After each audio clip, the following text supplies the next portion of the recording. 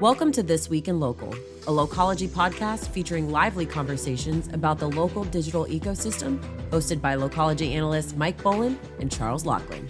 Hello and welcome to This Week in Local. Today I'm joined by Michael Hershfield, founder and CEO of Accrue Savings. Michael, welcome to the podcast. Charles, thanks for having me. Great to have you. So before we get into Accrue and Save Not Buy Later and all that, just walk us through your career path up to this point. Well, first of all, I want to say I'm excited to be on the podcast. You know, I'm not from the United States. I grew up in Vancouver, Canada, and moved to New York about 12, 13 years ago.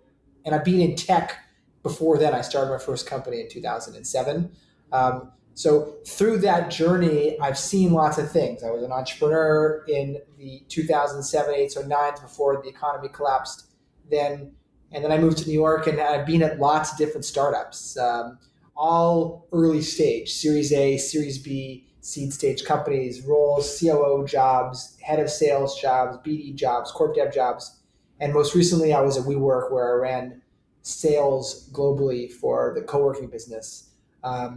It was an amazing journey. And after that, I started Accrue 2 years ago, almost to the day. Okay, so before we get into Accrue, you mentioned WeWork. Gotta ask. Well, I could ask 1,000 questions. I'm going to ask one. Did Jared Leto nail it? I will tell you that if I squinted, I felt like I was there.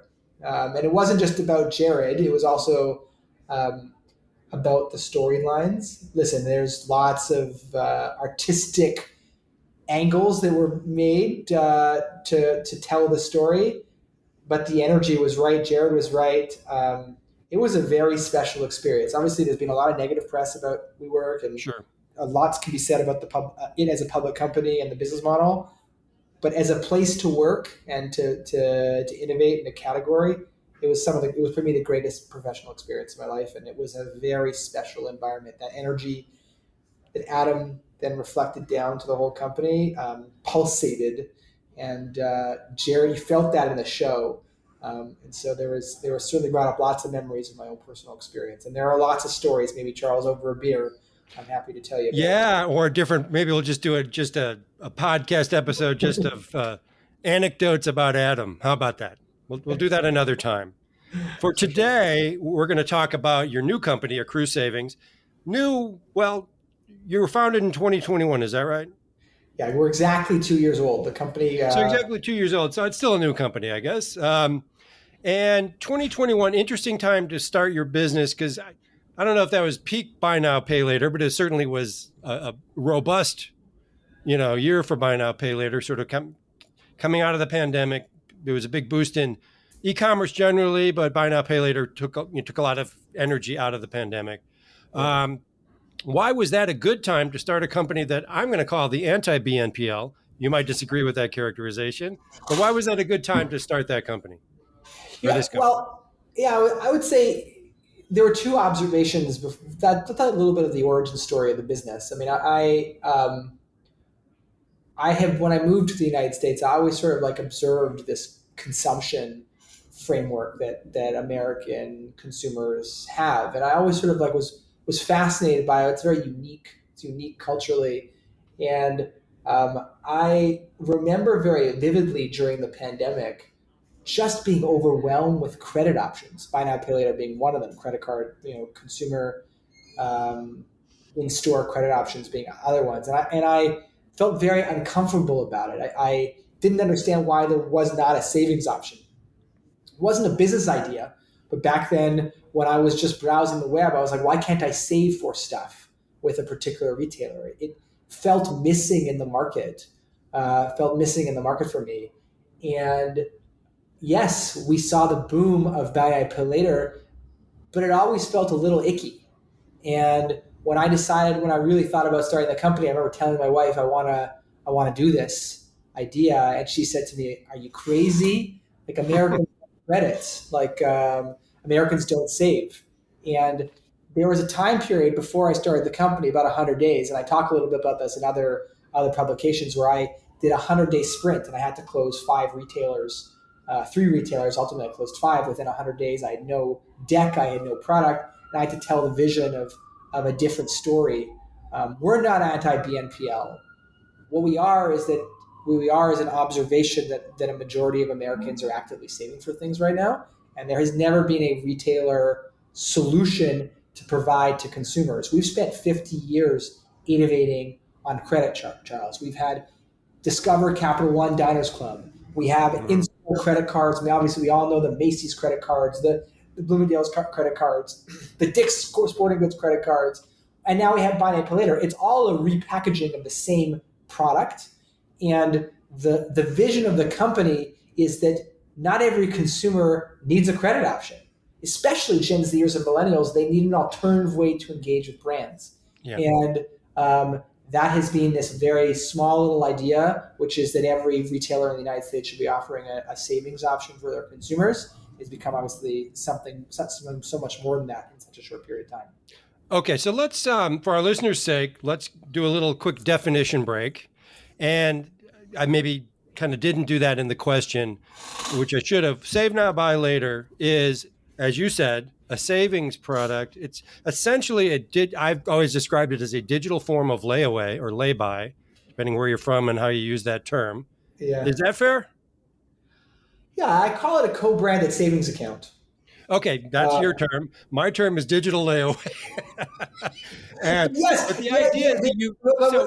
Wait. Well, go ahead. I'm sorry. No. I love when I explain this to people. It's a piggy bank with your retailer that you love. Okay, fair enough. You and like for this, you want to buy something at where obviously you want to buy something you want to buy a mattress, but you can't afford it, or you don't want to buy credit, or you're not moving to the new house yet. I'm going to start putting money away with Casper to start saving up for that particular. Is Casper a partner? Casper is a partner of ours. Okay. And we'll talk about a bunch of different partners. We launched with CheapAware, one of the largest OTAs in the United States, a couple weeks ago. But like the idea here is that, and this is where you and I have engaged a little bit online, is that marketers at retailers and have spent a fortune with Facebook and Google, a fortune driving consumers through the funnel. The marketing funnel, someone has to be touched 8, 9, 10, 11, 12 times before they're ready to make the purchase, or we see the bounce rates at different pages on any given retailer website. And for Accrue, what is Accrue? Accrue is an offering that retailers give to consumers as an upper funnel, mid funnel marketing tool. Consumers may take months before they're ready to make the purchase. What can you do to engage them outside of retargeting to them? And we think that having them create a savings plan to save up with the retailer they love is that opportunity. And it's offered through the retailer to engage with their particular consumer. Okay. So you mentioned some generations, millennials, Gen Zs, et cetera. What is it's famous? Buy now, pay later is famously linked to Gen Z and millennial consumers, more Gen Z, I think, than any. What is your demographic profile? Does it differ substantially from buy now, pay later? And explain why it's the same or why it's different. No, first of all, I would say first off, the buy now, pay laters are predominantly attracting millennial consumers. But it's interesting. What's the number one thing that millennials are most afraid of? Debt. Is debt. It's consumer debt.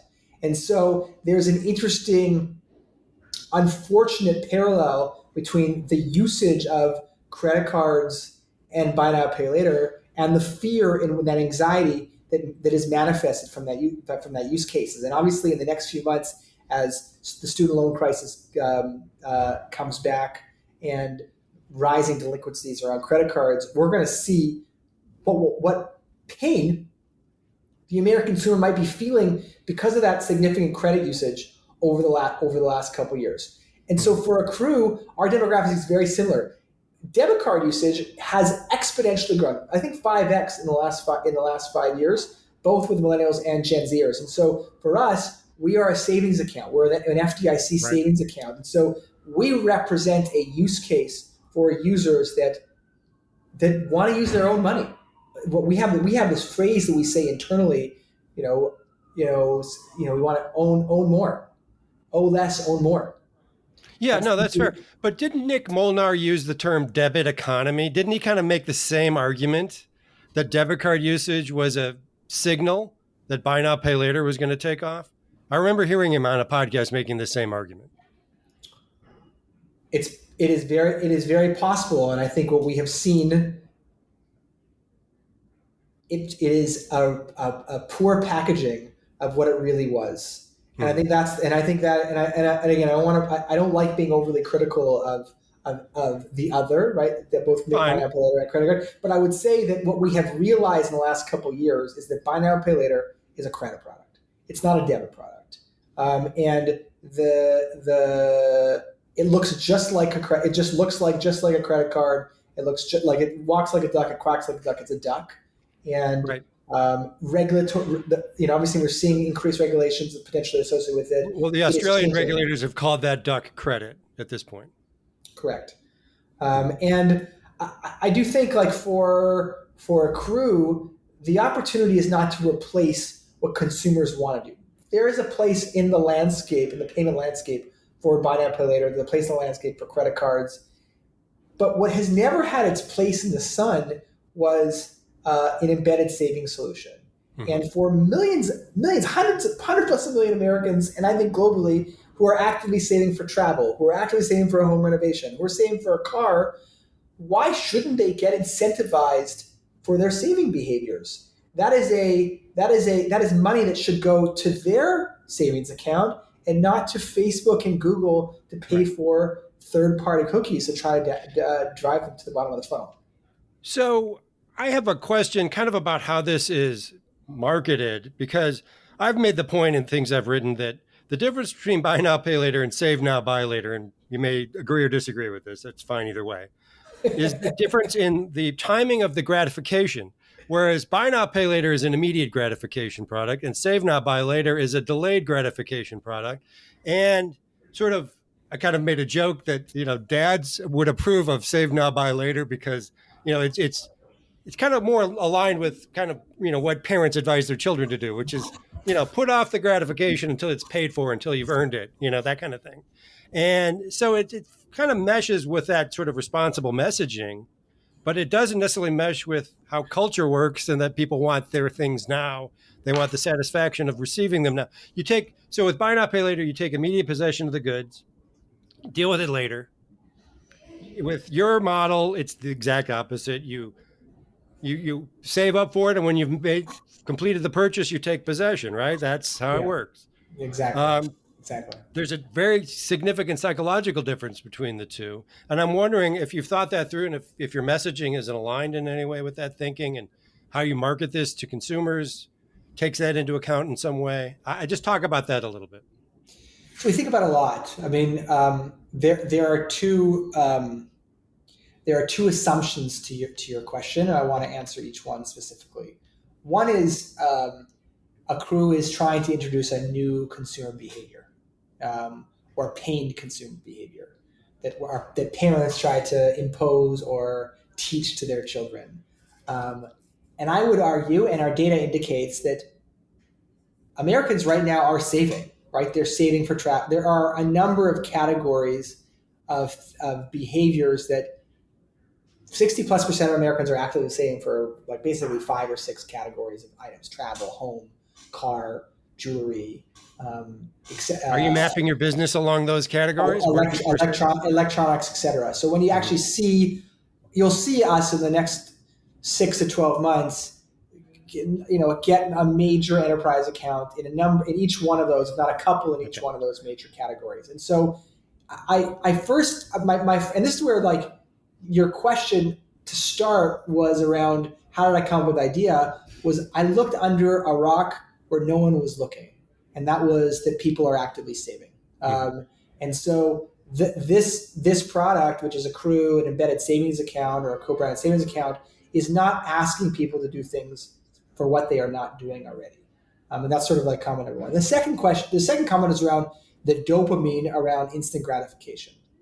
And I think this is where product development and product design needs to feed some of that urge that getting something represents. And I think that certainly we think a lot about how we are designing our product to give users inspiration and joy so they can feel the rewards of the free money as they deposit their first deposit, as they achieve certain milestones in their savings journey.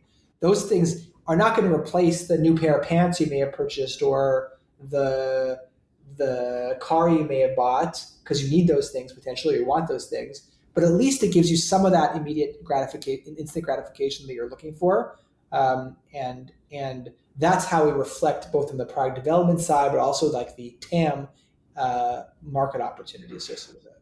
Okay. Do you think your TAM is the same as any other payment solution, or is it the same as buy now, pay laters? Is your total addressable market essentially the same, or how do you think about your total addressable market?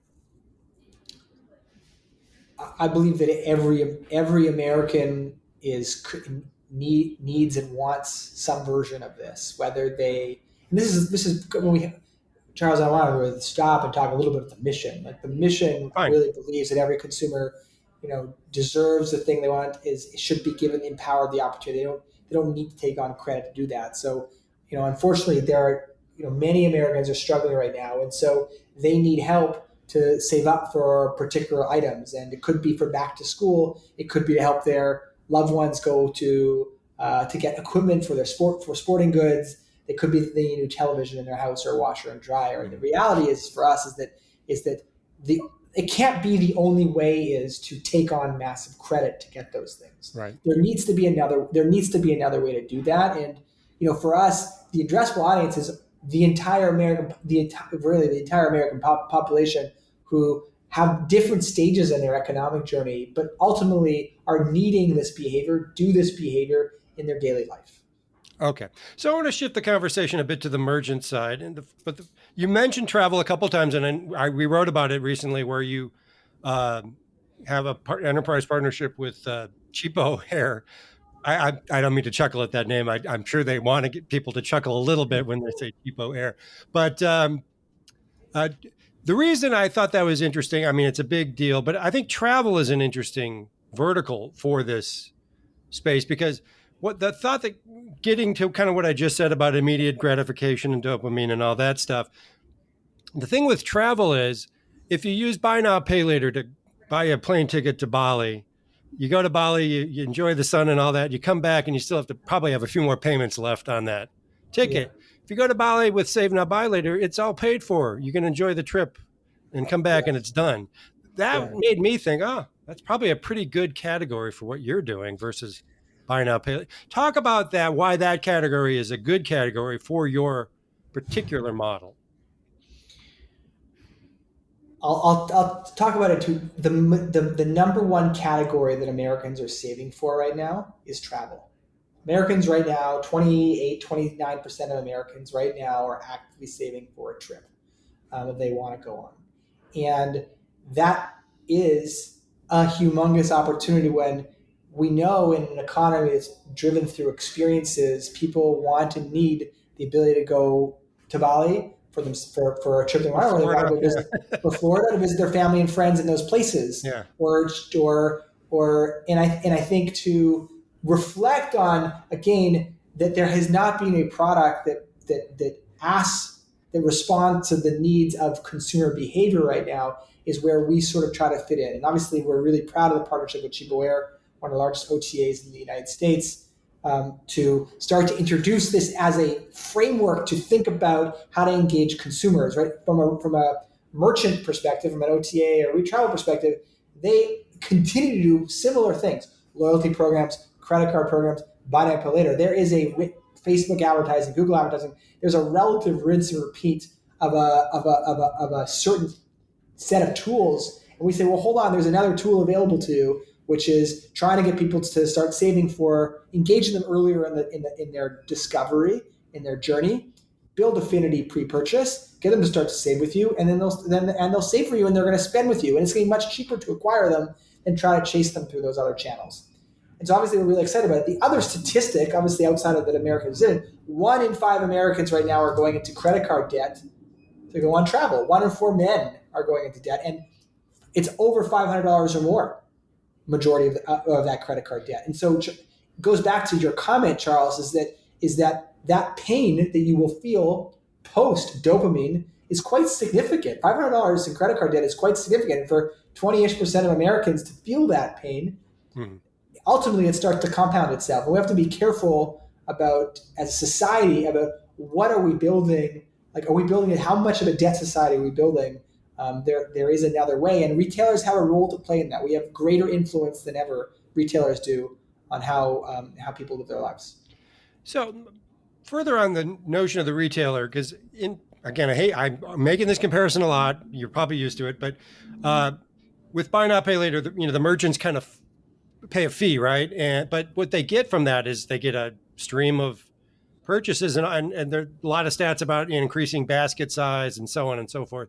What are the metrics or what are the points that you point to say, here's what's in it for the merchant? It's a great question, and again, it goes back to the funnel. The statistics that you referred to around buy now, pay later is a bottom funnel. They are optimizing that 1.2% of the consumers that ultimately get to checkout. For us, it's a much different audience, much larger audience, right? It's 98% of the consumers that never make it to the checkout page. So we talk about, and what we have seen with our merchants is decreasing their CAC, cost of acquisition of customer, because they're acquiring customers much earlier before they're ready to make the purchase. We're also allowing them to acquire customers that wouldn't have purchased with them. They might have gone to a different retailer because of it. And so that sort of accretive revenue, acquiring customers that would have been lost to them, is being tremendously beneficial to our early retailer base, which is why we've continued to grow and expand both with our existing partners and with new partners. Okay. Now, a couple more mechanical questions. Now, with buy now, pay later, you miss a payment, there's fees, there's penalties, there's pain once the payments are missed. That's kind of where a lot of the friction has come up. What happens? Let's say I've take out a save now, buy later account for whatever, a plane ticket to Bali, and I miss a payment or I fall behind. I fail to fulfill on the savings plan that I've set out. What happens? How do you adjust to these circumstances? Charles, this is the power of the product. The consumer opens up an FDIC savings account. It's just like their own Wells Fargo, Chase, Bank of America account. So these aren't payments. This is a wallet that you're putting money towards. Right? Yeah. You're putting money towards that trip you want to go on your own terms. And the product allows you, is flexible, that you could, if you need to pause it because you need to pay for something or for something else in your life, you're not going to make those payments, and there's no penalty. You're incentivized to do it on your own terms. That's the whole idea. Is the power is in the consumer. That this is about consumers having the power rather than retailers having the power. And if you want to go faster on your trip, Charles, you can also ask loved ones to contribute. One of the key features of Accrue is a crowdfunding feature. Ask your friends and family to help pay for your trip. Hey, I'm going on a trip to Bali. You ask your friends for it. They fund your account. And so you might get your $1,000 or $2,000 that you need for that flight and hotel in Bali faster because your loved ones contributed towards it, your friends contributed to it, and you may not be able to afford that contribution because you need to pay for rent that month or something God forbid happened. That is the mechanism that consumers need to know they can get to their goal in a bunch of different ways in their own time. Okay, all right. So, kind of wrapping up a little, what are every business has yardsticks that they measure themselves by to determine whether it's working or not. What are your, I guess, yardstick KPIs would be the better term, but what do you look at and say, if these metrics are hitting these levels, we're doing well. If they're falling short, something's wrong. What are your major measuring sticks, excuse me? We have a lot of them. And when we think about where we were and where we are and where we want to go over the next year or two, it's very clear that because we know what the 5 or 6 major categories that Americans are actively saving for, we want to make sure we have partners that believe in the mission and the value of the business and that are certain scale that can help offer this to the consumer base. So we continue to look for great partners that are in travel, that are in auto, that are electronics, that are in home, that are in jewelry, that are in car, everything I mentioned. So we go and we measure ourselves by have we partnered with merchant partners in those categories, and that's how we're holding ourselves accountable as it relates to how we partner with our retailers, how we see them see value from this product. Again, the pain points are very clear, right? They have a tremendous pain around CAC. Can we help them reduce their cost of acquisition of customers? Can we be accretive to their revenue, right? So that when they look at us after productizing it and pushing it us to their user base, are we adding net new revenue to the business that they wouldn't have seen before? Those are all ways that we show value to ultimately to merchants. But in the end, it's about the consumer. Our yardsticks is the joy that our consumers feel by using the product. The fact they don't buy the thing and feel debt and resentment to both the retailer and themselves. Ultimately, that's what it means. It's about bringing joy to the consumer base, which will ultimately lead to success for both the consumer and merchant and for us. I did read a statistic this morning. I was kind of poking around, looking for some more data points just to throw around. There was something I found on Bankrate. I don't know if they were the source or there's a different source, so forgive me there. But 57% of buy now, pay later consumers regretted the purchase. What would be a number that you could live with?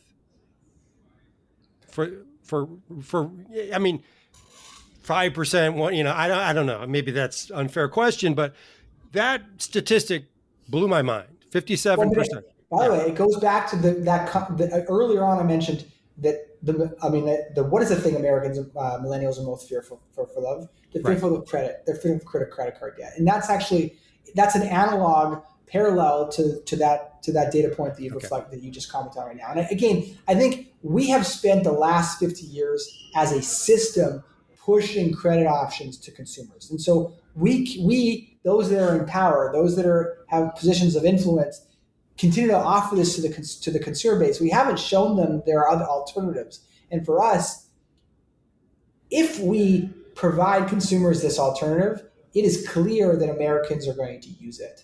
Right? This is because the fact that there's this engagement has already happened. So it's not about can we help this anxiety and fear go away. Yeah, obviously we can, because consumers are going to, but the reality is about what are consumers going to do, and we believe they're going to actively save up for things. Okay.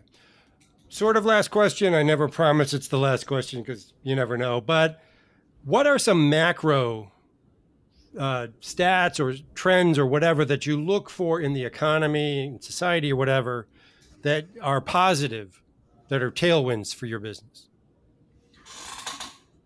Well, there are certain secular trends right now that bring us pause, and I want to sort of start there. Okay. Right, we're seeing over $1 trillion in credit card debt in the United States, and that's a rising number. We're seeing, actually, when you look at the rising delinquency rates for credit cards, particularly the credit card companies that partner with co-branded credit cards. There's a rising delinquency rates in credit cards in the United States. And so those statistics, and actually, obviously, we're seeing this sort of obviously significant headwinds around buy now, pay later. Those statistics bring pause with the fact that the product market fit of those credit options during a bull era might be in question, and the consumers really want another choice. That's a macro trend that I think that merchants certainly recognize. They know what their funnel is looking like. They recognize that the usage of BNPL might not be as high now as it was before, or with their credit cards that they've been using, that their co-branded credit cards having rising delinquency rate. What does that mean for loyalty? Like loyalty from a consumer perspective with the particular brand they may be building their own credit debt associated with. Those are things where the sensitivity where the consumer is requires us as Accrue to find those partners that are aware of the pain that the American consumer is feeling. Okay. One thing, this is more of a comment, but you can add something to it. I've noticed, for example, if you go to a Klarna and read one of their press releases and you do a word search, the one phrase you can't find in there, guess what it is? Debt? Buy now, pay later. I don't know what that means, but I think what it means is that you mentioned the headwinds, I think, and the regulatory stuff that we talked about earlier. I think, and I've noticed this kind of across the board, that companies that are in buy now, pay later shy away from that phrase increasingly. And I don't know if you've noticed that or if you see anything in that. I mean, I it's funny you say that. I haven't noticed it, but it's an interesting observation. What was hot in that moment, may not be necessarily hot today. And I think those are companies that are trying to define themselves away from what investors don't want to hear. And certainly when we look at the buy now, pay later space, you're seeing significant capitalization requirements, right? The Klarna needed more, obviously needed huge capital infusion. You're seeing what a firm's public market is. There's increased need for capital in that market to drive those businesses. And I think that for them to reposition themselves as something different is a marketing story, right? That they are trying to tell a story to the public market or to the private market as it relates to their financing, to sort of say that they stand for something more than who they are. But again, these are Klarna, these are all buy now, pay later companies. That's their primary use case. And the question is, can they redefine themselves, or are the banks and the credit card companies and the PayPals of the world going to eat their lunch over time? We'll see, I guess. I actually have a few more questions I'd love to ask you, but we are actually out of time, so I'm going to have to wrap it up here. Thanks, everyone, for listening. This has been This Week in Local. Stay tuned every week for more episodes. I'm your host, Charles Laughlin. My co-host is Mike Boland. Thanks to today's guest, Michael Hershfield of Accrue Savings. You can find the show on all major podcast networks, and you can learn more at locology.com. Please subscribe, like, and review this podcast. Your engagement really helps others find us. Our producer is Dara Sweat. Thanks for listening, and see you next week. Thank you for tuning in to this week's episode of Locology's This Week in Local with Mike Boland and Charles Laughlin. Be sure to subscribe for more.